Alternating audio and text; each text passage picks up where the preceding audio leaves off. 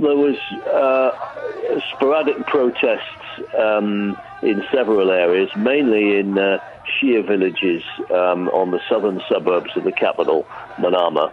What happens is that people gather in the early evening around 7:30 in the alleyways of some of the villages.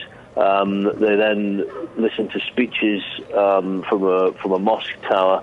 Then they head off. And then as soon as they reach one of the main roads, there's usually large groups of riot police waiting for them, who then promptly fire tear gas.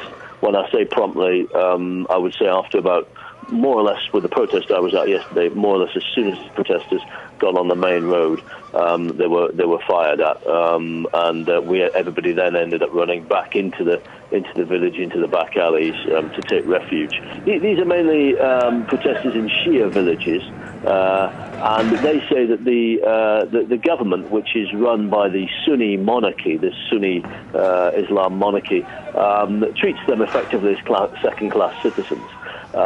That it's hard for them to get jobs in government positions, or certainly senior jobs, and that this is a conflict that has been running for most of the last century, in fact, but has been galvanized by the Arab Spring. A lot of the protesters, are holding up placards saying, no blood on, Formula One is you're driving over Bahraini blood.